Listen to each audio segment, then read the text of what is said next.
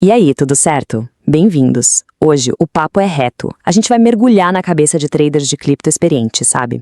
A ideia é destilar a filosofia deles a partir de uma conversa bem sincera e montar um verdadeiro manual com regras claras para navegar nesses mercados tão voláteis. E a gente já começa com a pergunta que não quer calar, né? A pergunta de $1 milhão. Literalmente. Por que tanta gente que entra nesse mercado acaba perdendo dinheiro? É isso que essa análise de hoje tenta responder.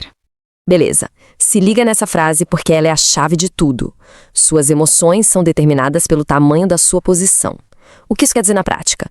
Que controle emocional não é sobre ter força de vontade, sobre ser um monge zen, é na verdade sobre estratégia e disciplina.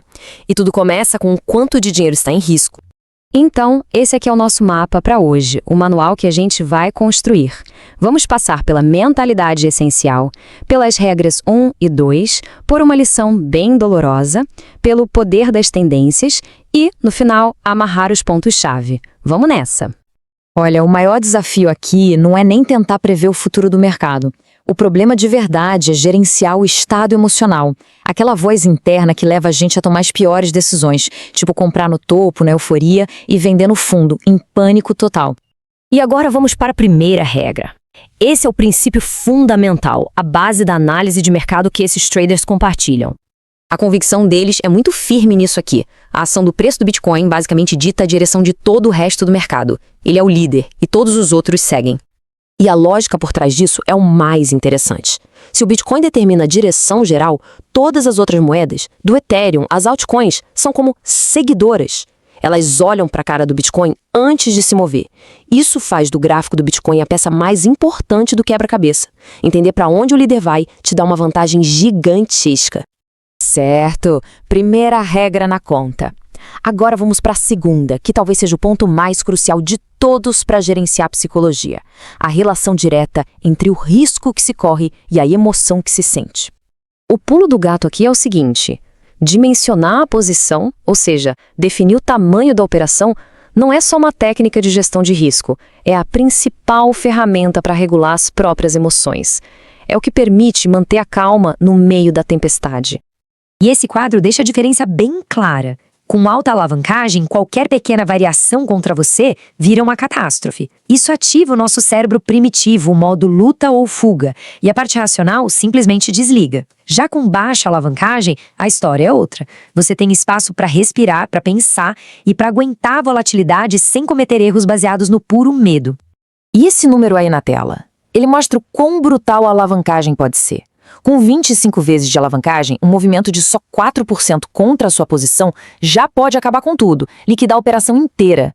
Com 100 vezes, basta 1%. Um mísero por cento. É por isso que controlar o tamanho da posição é, literalmente, uma questão de sobrevivência. Agora, vamos sair um pouco da teoria para ver como isso funciona na vida real. Ou melhor, como não funciona. A gente vai mergulhar numa história real de um dos traders que mostra de forma bem visceral as consequências de operar com a emoção e sem gestão de risco. Dá para sentir a intensidade nessa frase, né? Isso não é só sobre perder dinheiro. É sobre o estresse, o desespero de segurar uma posição perdedora gigantesca, torcendo contra todas as probabilidades para que o mercado vire a seu favor. E essa linha do tempo é praticamente a anatomia de um desastre. Veja só a longa e dolorosa queda. Cada etapa aqui foi uma decisão movida pela emoção, não pela estratégia.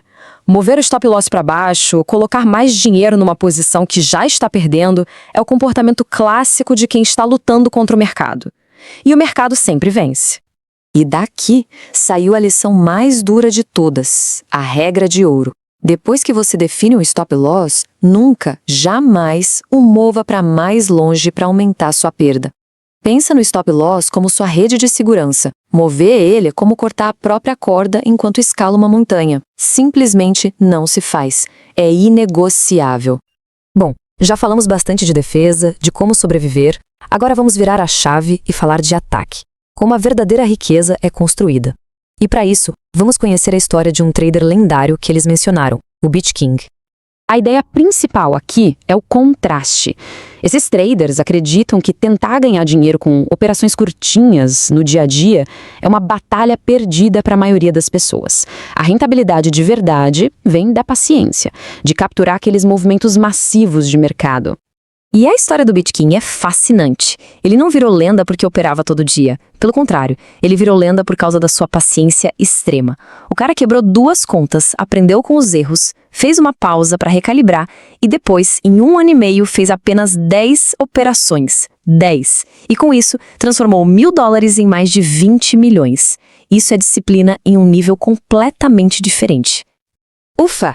Ok, vamos juntar todos esses conceitos agora.